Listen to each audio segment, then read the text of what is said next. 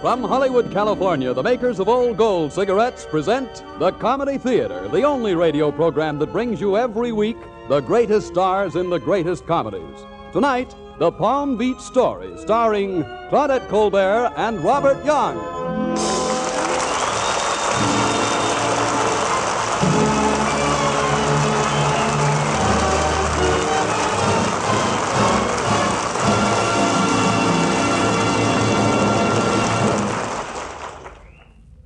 Now we have the honor of introducing... Oh, I beg your pardon, Claudette. I thought that was in my script. Oh, that's quite all right, Bob. You've stolen my lines before. Oh, I'm terribly sorry, darling. It's just that my eyes, sometimes in this light... I know. You have double vision. That's right. I remember that time you tried to play both ends of the love scene and also the dog that was sitting on my lap. Well, now, wait a minute, will you? And then be the husband who came in and found us. Listen, Ladies and gentlemen, looks like I'll have to introduce myself. Oh, no, now you're almost as bad as Bob. Ladies and gentlemen, I have the greatest honor tonight of introducing to you for the first time on the air a man who has rocked the world with laughter, whose name is as familiar in Zanzibar as it is in Zanesville, Ohio. The inventor of the horn-rimmed spectacle, the director and host of the Old Gold Comedy Theater. He was born a number of years ago in the town... No. Excuse me, Claudette. Now, I appreciate what you're saying, but I'm really not running for the presidency. Ladies and gentlemen, I'm Harold Lloyd.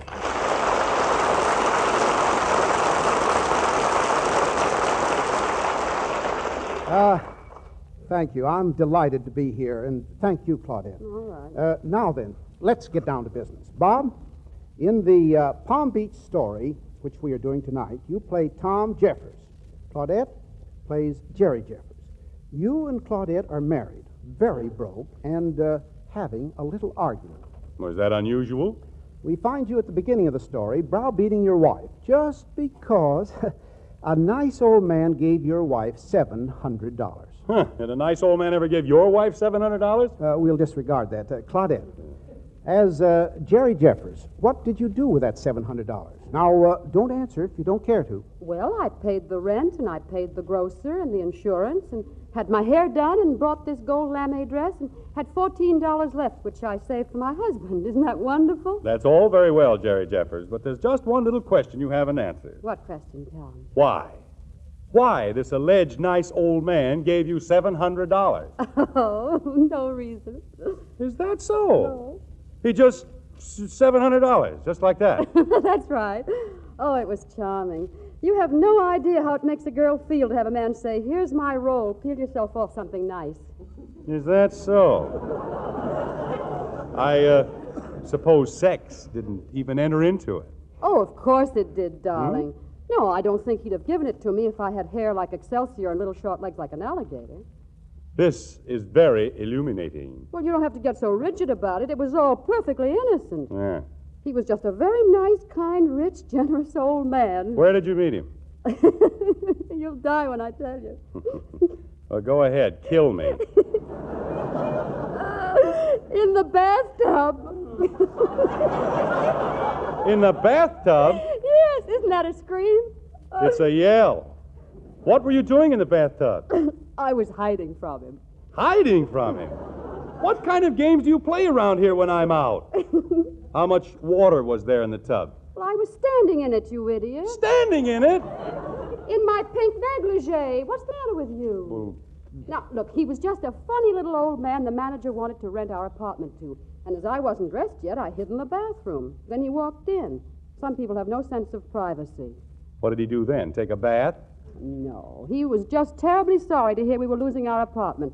He said he'd been young and broke, too, a long time ago. And then he gave me $700 and left. And that's all? Well, I did kiss him goodbye. In the bathtub? On the cheek. I half expected him to sprout some wings and fly out the window. Yes, it does sound like a fairy tale. So you just tell me where this kind, rich, generous old man lives, and I'll take him back his $700 and thank him in my own way. I don't know where he lives, darling. I don't know his name or anything about him. And I don't think they'd give the money back. I mean the grocer and the butcher and the drugstore. And you really couldn't blame them after they'd waited so long. Yeah, that's right. Rub it in. Oh, I didn't mean to. But it's such a wonderful feeling to have all the bills paid and be able to look everybody in the eye. I like that feeling. It's like a fresh start now that we're all paid up. This is much too expensive for you, Tom, although I know you just wanted it to be nice for me. Where would we move to?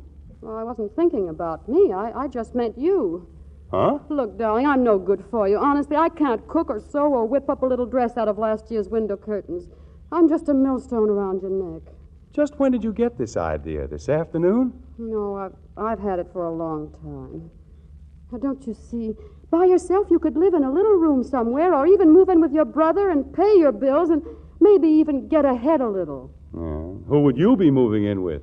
Oh, well, that's no problem. You can always find a good provider if you don't care what he looks like. I'm tired of being broke, darling. Oh, Jerry. Oh, no, don't talk to me in that tone of voice. If you hadn't done it a long time ago, we wouldn't be in this mess. Jerry. What? Sit on my lap. No. Well, sit on the arm of the chair, then. There, comfortable? No, take your arm away. Well, can't I just hold your hand? Oh, I have a feeling this is all going to end very badly. It's all going to end very well. I've got a man interested in my invention. He's already got $50,000. And if we can just raise the other 49... I know, but they never raise the other 49, and then they go away, and then you start looking for a new one. But I'm bound to crash through someday. But I don't want it someday. I want it now while I'm young and can still laugh and dance and enjoy myself. Oh, darling, I'm sorry to tell you this, but men don't get smarter as they grow older. They just lose their hair. Thanks. No, you don't have to thank me. I'm not being so nice. Don't you see, I could be so much more help to you as a sister. Oh, shut up. Now, as your sister, if anybody wanted to go out with me, I'd naturally... Shut up. You just aren't practical. And take your arm away. Oh, Jerry. Oh, stop it. Darling, something has to be done. The terrible trouble with us is that we're in love. And every time I try to be sensible, you put your arm around me and breathe Jerry in my ear, and my knees start to turn to water. And Jerry. Oh, shut up. Where are you going? Going downstairs to see if they have any cigarettes. Well, I'll go for you. No, I'd like to get out of the apartment for a while. It smells too much of love. Well, what are you taking your coat for? The lobby's a little drafty. Oh, then why don't you let me go down for you? No, I want to go by myself.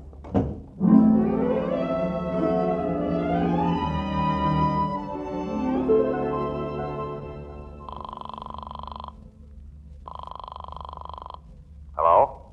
Tom, I'm in the phone booth in the lobby. Oh, what's the matter? Didn't they have any cigarettes? I didn't come down for cigarettes. I lied to you. Huh? I'm sorry. Darling, I'm going to leave you. I'm going to divorce you. But, Jerry, you can't get a divorce. They cost a lot of money. No, the next husband always pays for that. Oh, you have him all picked out, have you? Suppose I won't give you a divorce. Well, then I'll become an adventuress. Oh, will you stop talking like an idiot? I can just see you starting for China in a rowboat. No, you're thinking of an adventurer, dear. An adventuress never goes on anything under 300 feet with a crew of 80. Jerry, for heaven's sake, please. Goodbye. Oh, goodbye, darling.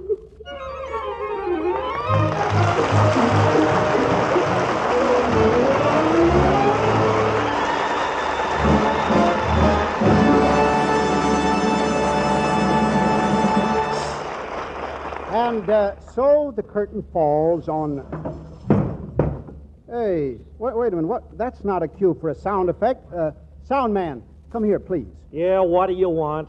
Well, I'm Harold Lloyd. I know your sister, Celluloid. Oh, wait now, never mind the jokes. Let's just get the sound effects right. Look, mister, I only got 2 hands. You guys don't care how many sound effects you write in. Why, in 20 seconds, I got to open and close 8 doors, break 10 panes of glass, wreck 2 trains, make the sound of 6 guys walking with rubber heels on gravel, and if that ain't enough, before the story ends, I gotta lay an egg. Well, why be irritated? Light an old gold.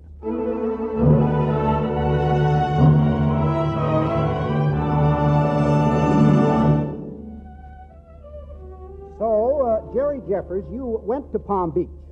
How did you get there? It was really very simple. Any girl could tell you how to do it. You just stand in front of the gate marked Florida Special. You mean any pretty girl? Well, thanks. You're welcome. And what do you say? You say you lost your ticket. And that your grandmother's dying of pneumonia, I suppose. To whom do you tell this whopper? I happened to tell it to the Ale and Quail Club, a group of rich millionaires who were going hunting. What were they hunting? Quail. Well, I could have guessed that. Well, frankly, yes. And did they treat you nicely? Well, I got there Without mishap? without my clothes. What? Now, look here, young lady. Now, will you stop misunderstanding me? I just happened to be in the car ahead to get away from Sweet Adeline and a little shooting when the conductor got a little irritated and disconnected the car. Oh, so you were left on the train without any clothes? Yes, all I had was a suit of pajamas. Well, you had me a little worried there for a moment. And then you met... John D. Hackensack III, the richest single young man in the world. What was he doing there? He was traveling in a lower berth. And how did you meet him? I stepped on his face. Excellent. Yes, sir. I've often wanted to myself. Well, he turned out to be a very nice young man. He bought me $38,000 worth of clothes in Jacksonville. Oh, he did he? Mm-hmm. And by the way, how did you know I'd gone to Palm Beach? Don't get off the subject. $38,000 worth of clothes. I thought those millionaires were very careful. He was. He wrote it all down in a little book. It was quite romantic, as a matter of fact. His yacht was beautiful. Oh, we're on a yacht now, are we? Yes, we yachted the last leg of the voyage. I suppose it was all very proper. Yes, he was a perfect gentleman. Yeah. Anyway, you're on the yacht with John D. Hackensack III, who was no doubt gazing into your eyes. Tom, you have an evil mind. I told you he was a perfect gentleman.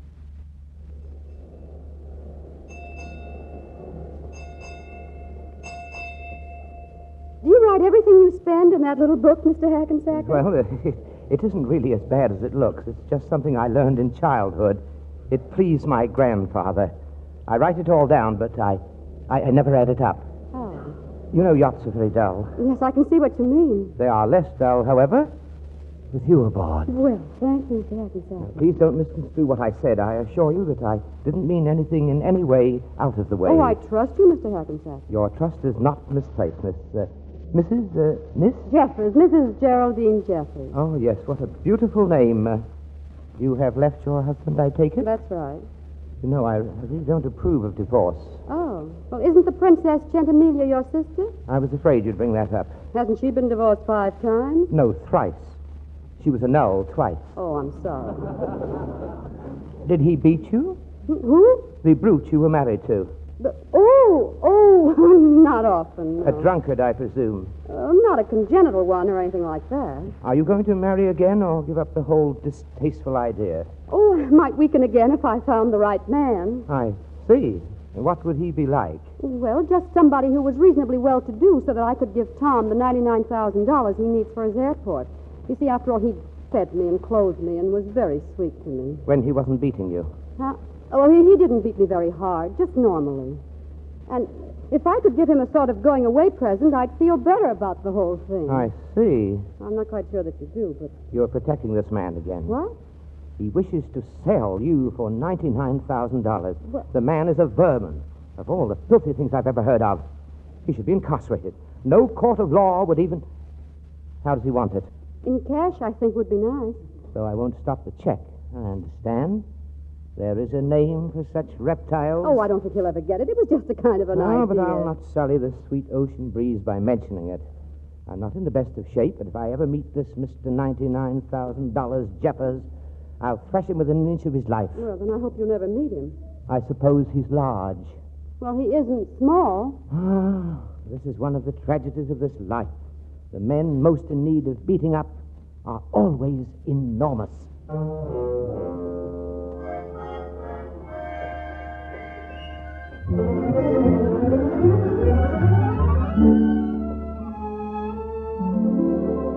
And so they came to Palm Beach. As they came up to the dock, Jerry noticed someone, a familiar face. She turned to John D. Hackensack III. Wait a minute, John. Wait, you wait right there. Tom, why did you follow me down here for anyway? Well, you're my wife, aren't you? You're making a fool of yourself, exposing yourself to all sorts of dangers that I promised to love, honor, and protect you from. Oh, look, don't you understand? I've left you. I'm not your wife anymore. You're not my husband. Oh, Jerry, darling. Don't, stop it. Now, don't put your arms around me. Oh, honey. Tom, don't kiss me. Well, I must say you do know the best-looking men on the pier. Oh, Princess, this is the Princess Centimiglia. My brother, Captain McGlue. What? Captain, we should have met sooner. And if I'd seen you around, we would have. This is my brother, Captain Hackensack. Captain McGlue. That's an odd name. Yes, isn't it? How do you do, Captain? I'm not a captain. That's my sister's joke because I own a yacht. Well, that's my sister's joke because I don't own one. Well, I'm very glad to meet you.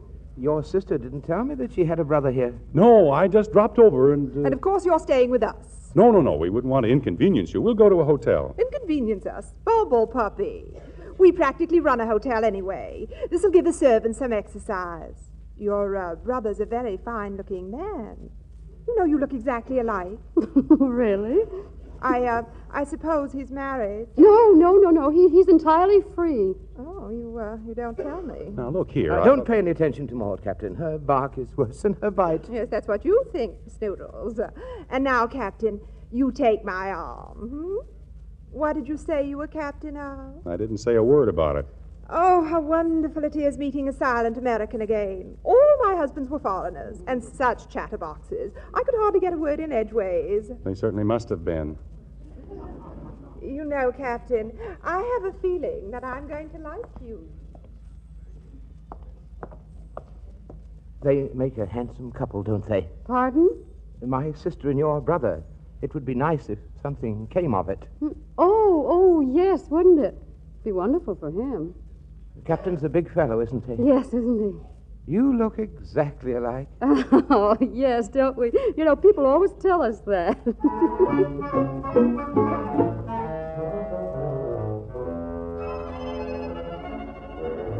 I am not grousing. You are too, I am not. I'm being very reasonable. I merely want to know why the Captain McGlue of all the idiotic names. Because I want him to finance your invention for you. He seems to have something against my husband, but as my brother... I wouldn't allow him to finance a pack of gum for me. I still would like to know why I'm to be called Captain McGlue. But wasn't that your mother's name? What, Captain McGlue? Oh, really, Geraldine, her name was McGrew. Oh, well, I'm sorry, darling. I remembered it as McGlue. Well, what am I supposed to be captain of? A garbage scow? Couldn't you have been a captain in the last war? Sure, I was 11 years old at the finish. What about the Boy Scouts? Wonderful. I could go around building bonfires on the drawing room carpet. Oh, I'm sorry, darling. I really meant it for the best. Well, I suppose you did, but why did you ever do it in the first place? Because you had your arms around me. I just suppose this Captain Hackensacker, this Snoodles, ever put his arms around you? Of course not. Then yachts must have changed since the last time I was on one. That's what they build yachts for. Now, just a minute. What about your friend, the princess, that you're cutting such a groove with? Princess? And how did you get down here? I flew. Well, where'd you get the money? Same place you did. The cute little old man? Yeah, well, he isn't cute. He has a wart on the side of his nose. So he came back. Yeah, he rented the apartment next door and came to see you. He wants us to get together again. Look, Jerry, don't you think we owe it to him? Just let me go out and poke Snoodles in the nose, just once. Yes? Excuse me for popping in. Mac, did you happen to bring a tuxedo with you? I did not. That's too bad. In a pinch, you can wear one of mine. I won't be here that long. Oh, that's too bad, old man. I wanted to get to know you better. However, I'm very glad that you showed up just when you did. So am I. Good. I needed a male member of Jerry's family. Well, you have him. Fine. Now, I have a certain thought. I have a certain thought also, and it's that bracelet you gave her. Mac? I'm very glad you brought that up. Mac is delighted with it, Snoodles. He shouldn't be. He isn't. Oh, Fine. look, The first bracelet that my sister got, I punched the fellow right in the nose. I can see we understand each other perfectly. Look, if I could trust you boys not to slug each other, I'd like to make an exit right about here. I feel like a bone between two dogs. Oh, we're going to get along all right together. You see, Mac, Geraldine's future and this little plan I have, which I had better discuss with you before springing it on her. Well, that's mighty decent of you, Snoodles. You think so, really? That would have delighted Grandfather. He always thought me something of an ass. Bright old boy, wasn't he? Oh, very, very. Look, I think I'll be running along. Good. I have so much to say to your brother. And you have a lot to listen to. And I have so much to say to you at the dance tonight. Darling. Well, toodaloo. Pip, pip.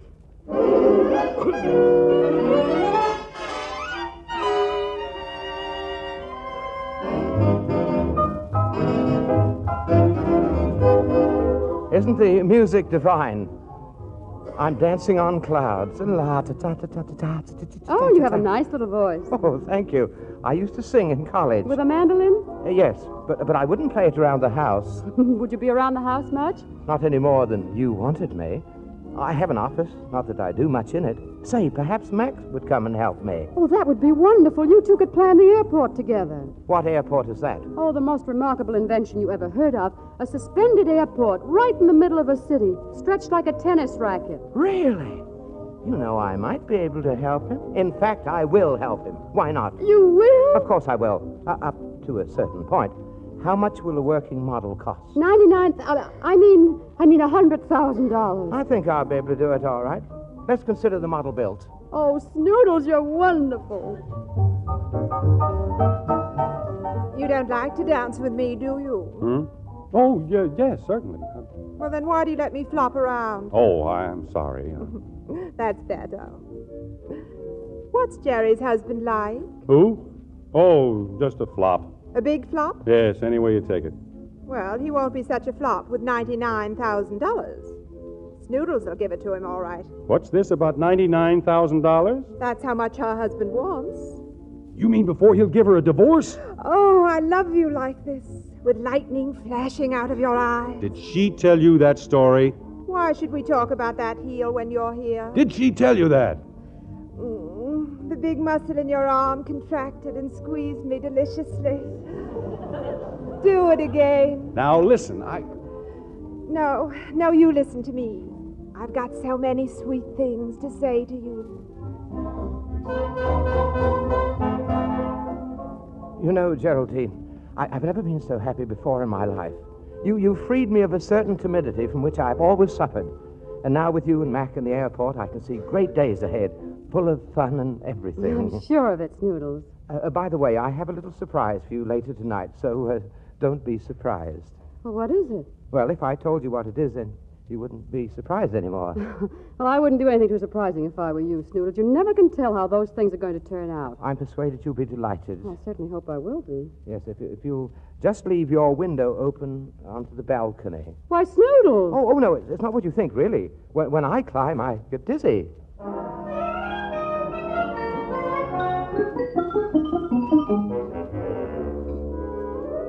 So, you're a fast worker, aren't you? you've got a lot of nerve to talk. So you couldn't even wait a decent interval, you and your princess. I hope you're very proud of yourself, Captain McGlue. Oh, now, wait a minute. No, let go of me, you big pullover. I'm the one that has the right to... I know I'm an idiot, but I suppose it's when you've been fond of somebody for a long time. You shouldn't have come down here. You should have given me a little time to get used to the idea. Well, maybe I should. But you can't blame a man for trying to hold on to something that he loves. That he always has loved. And always will love. Oh, you're going to make me cry. Jerry. No, you're forgetting the airport. You're forgetting everything that counts. Jerry. Now, listen to me just this once, will you? I've always done what you wanted, and it's always turned out to be a disaster. Oh, good night, darling. Sleep tight. Your room is right through that door. Well, it seemed funny sleeping with a sitting room between us. And the door's locked. Yeah, you don't have to worry about that. Well, nevertheless. Good night, dear. Well, what are you waiting for? Well, don't you kiss your brother good night? I don't know. I never had a brother. We have one now.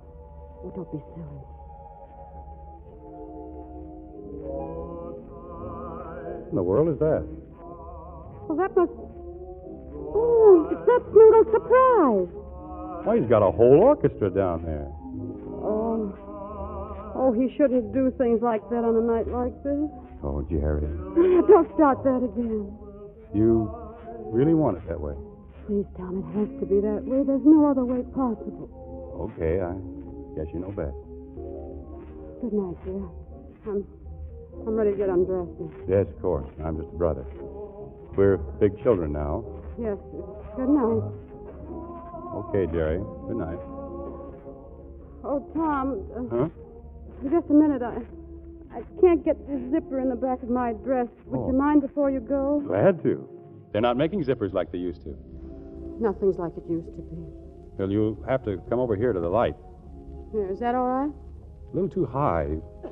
Better sit on my lap. Well, now, I don't think... Oh, it's all right, sister. There, now. Now can you get it? So it doesn't mean anything when I kiss the back of your neck, like this. No, nothing. When I squeeze you, like this. You know I'm ticklish. Or when I turn you around and kiss you, like this. Oh, Tom. Tom, this is costing us $99,000. Do you love me? It's costing us the airport and all your chances. Do you love me? Oh, it's useless and impractical and wonderful. Do you love me? Yes, darling. I love you. I love you. I love you. That's all I've wanted to know.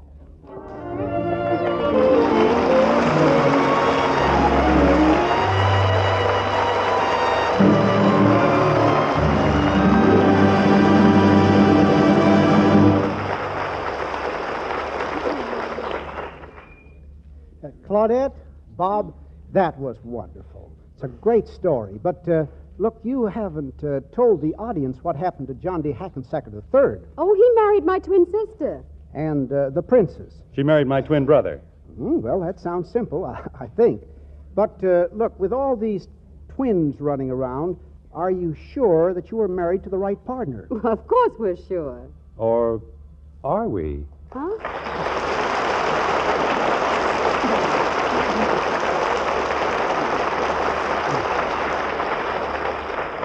Now, next week's show.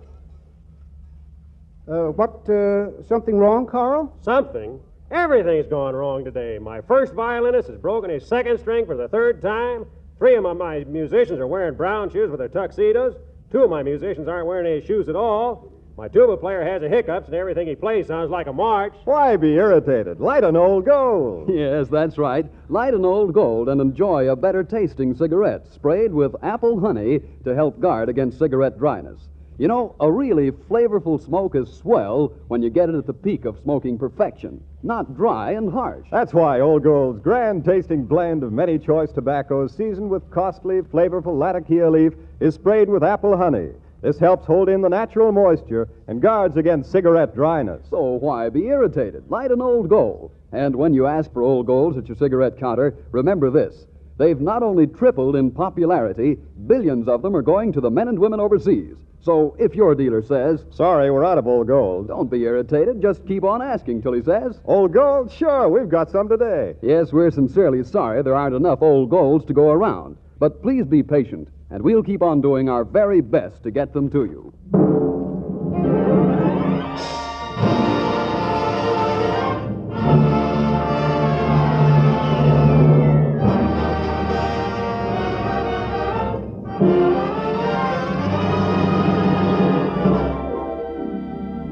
This is Harold Lloyd saying thank you and good night. See you next week. The Palm Beach Story was presented by arrangement with Paramount Pictures, producers of Our Hearts Were Young and Gay. Robert Young is currently appearing in Metro-Goldwyn-Mayer's Canterville Ghost. Claudette Colbert can be currently seen in David O. Selznick's Since You Went Away. And now this is Bob Williams saying good night until next week's Comedy Theater when we present Ball of Fire, starring Gary Cooper and Lucille Ball.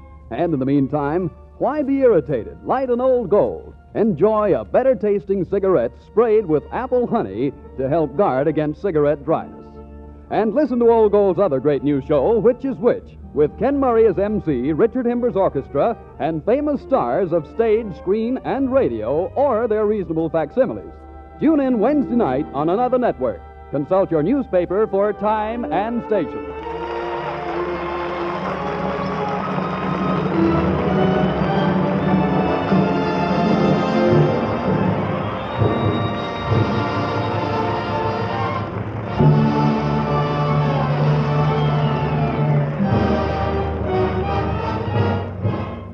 This is the National Broadcasting Company. Times in this light. I know. You have double vision. That's right. I remember that time you tried to play both ends of the love scene and also the dog that was sitting on my lap. Well, now, wait a minute, will you? And then be the husband who came in and found us. Listen, Ladies and gentlemen, looks like I'll have to introduce myself. Oh, no. Now, you're almost as bad as Bob. Ladies and gentlemen, I have the greatest honor tonight of introducing to you for the first time on the air a man who has rocked the world with laughter, whose name is as familiar in Zanzibar as it is in Zanesville, Ohio. The inventor of the horn-rimmed spectacle, the director and host of the Old Gold Comedy Theater. He was born a number of years ago in the town... No. Excuse me, Claudette. Now, I appreciate what you're saying, but I'm really not running for the presidency.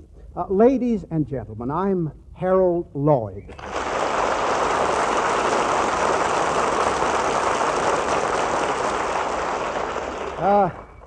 Thank you. I'm delighted to be here, and thank you, Claudette. All right. Now then.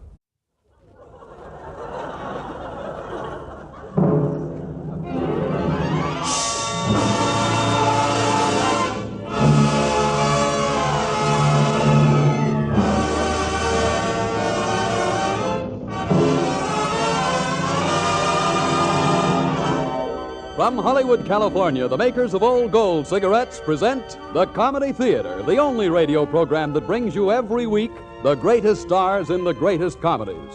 Tonight, The Palm Beach Story, starring Claudette Colbert and Robert Young.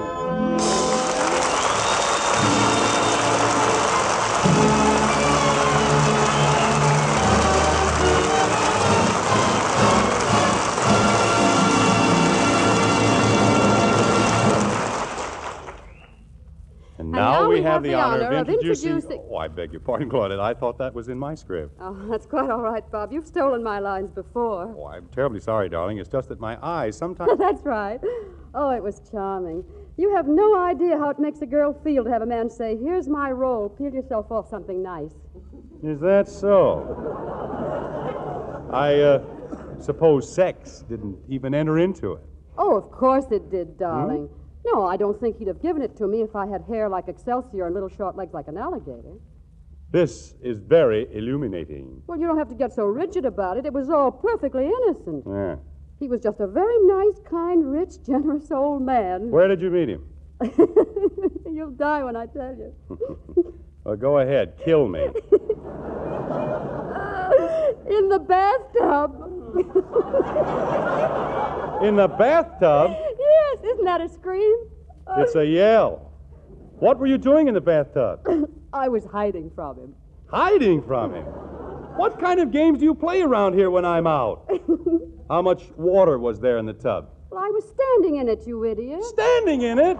Let's get down to business. Bob, in the Palm Beach Story, which we are doing tonight, you play Tom Jeffers. Claudette plays Jerry Jeffers. You and Claudette are married, very broke, and having a little argument. Was that unusual? We find you at the beginning of the story browbeating your wife just because a nice old man gave your wife $700. Huh. Did a nice old man ever give your wife $700? We'll disregard that. Claudette, as Jerry Jeffers, what did you do with that $700? Now, don't answer if you don't care to. Well, I paid the rent, and I paid the grocer and the insurance, and had my hair done, and bought this gold lame dress, and had $14 left, which I saved for my husband. Isn't that wonderful? That's all very well, Jerry Jeffers, but there's just one little question you haven't answered. What question, Tom? Why? Why this alleged nice old man gave you $700? Oh, no reason. Is that so? No. He just... $700, just like that. In my pink negligee. What's the matter with you? Well, now, look, he was just a funny little old man the manager wanted to rent our apartment to. And as I wasn't dressed yet, I hid in the bathroom. Then he walked in. Some people have no sense of privacy. what did he do then? Take a bath? No, he was just terribly sorry to hear we were losing our apartment. He said he'd been young and broke, too, a long time ago. And then he gave me $700 and left. And that's all?